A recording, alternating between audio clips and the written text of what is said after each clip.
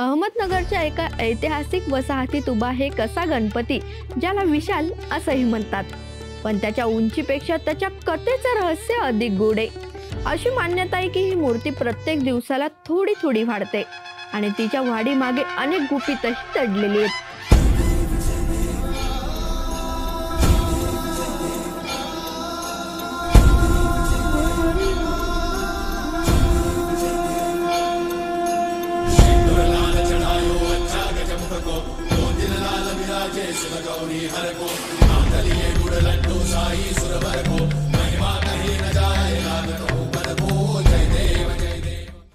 तर औरंगजेबाच्या काळातील संघर्ष, नाथपंथीय संतांची भक्ती आणि स्थानिक लोकांच्या श्रद्धेचाही संगम आहे. कारण या विशाल गणपतीच्या मंदिराला केवळ धार्मिकच नाही तर सामाजिक आणि सांस्कृतिक महत्त्वही दिलं गेलंय. चला तर मग आज या अनोख्या देवस्थानचा इतिहास आणि त्यामागचा गूढ शोधून काढूयात. नमस्कार, मी पूनम न्यूज अनकटच्या स्पेशल रिपोर्ट या कार्यक्रमात तुमचं मनपूर्वक स्वागत करते.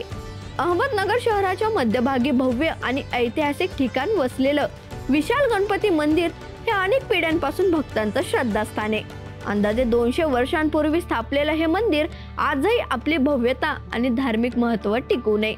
या मंदिराचं स्थान नगर शहराच्या मुख्य भागात असलेल्या सहजपणे पाहुण्यांना आणि स्थानिकांना भेट देता येत असून विशाल गणपती मंदिराची स्थापना नाथपंथीय एका संतानं त्याच्या आईच्या गणपती भक्तीच्या स्मरणार्थ केली होती.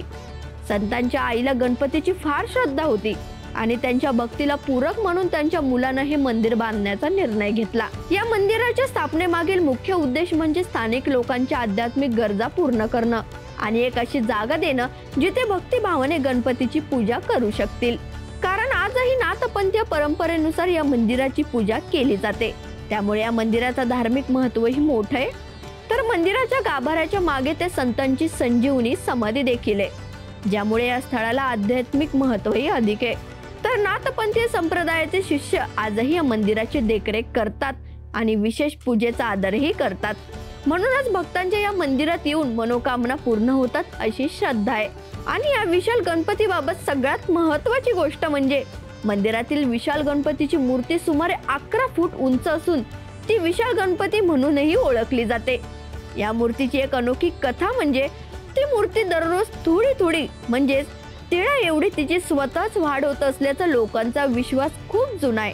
अशी मान्यता आहे की विशाल गणपतीच्या मूर्तीची अनियंत्रित वाढ टाळण्यासाठी काही संतांकडून मूर्तीच्या डोक्यावर एक खिळा ठोकण्यात आला होता, ज्यामुळे मूर्तीची वाढ थांबली. कारण हा खिळा आजही मूर्तीवर दिसतो. ही वाढ लोकांच्या श्रद्धेचा आणि भक्तिभावाचा एक भाग असून मूर्तीला स्वयंभू असंही जिवंत समजलं जातं. ऐतिहासिक आख्यायिकानुसार औरंगजेबाने या विशाल गणपती मंदिराला नुकसान पोहोचवण्याचा प्रयत्न केला होता.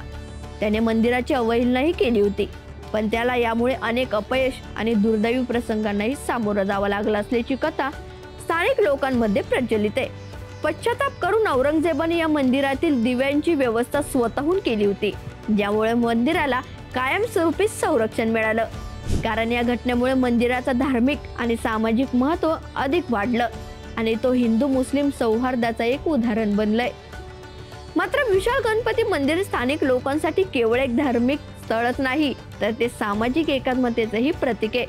येथे दरवर्षी गणेशोत्सव मोठ्या उत्साहात साजरा केला जातो, ज्यात मोठ्या संख्येने भक्त मिरवणुकीसाठी येतात आणि मंदिराच्या सभोवतालाच हिंदू आणि मुस्लिम समाजही एकत्र येतात. आणि मुस्लिम कारागिरांनाही या मंदिराची जीर्णोद्धार केला असून हे मंदिर हिंदू मुस्लिम सौहार्दाचंही प्रतीक बनलंय. अहमदनगर मधील विशाल गणपती मंदिर जिथे भक्ती आणि गूढतेचे एक विलक्षण मिश्रण आहे ते म्हणजे विशाल गणपतीच्या मूर्तीची वाढ, तिच्या मागे असलेली अनोखी कथा आणि इतिहासातील संघर्ष आहे. यामुळे हे मंदिर एक अद्वितीय स्थान बनलंय. जेव्हा लोक या गणपतीला पाहतात तेव्हा केवळ पूजा नाही तर एक गूढ अनुभव असतो. आणि आजही एक प्रश्न प्रत्येकाच्या मनात आहे की या वाढत्या गणपतीच्या गुपिताचा नक्की शेवट काय? कदाचित त्याचं उत्तर फक्त भक्ती नाही तर श्रद्धेतही दडलेलं आहे.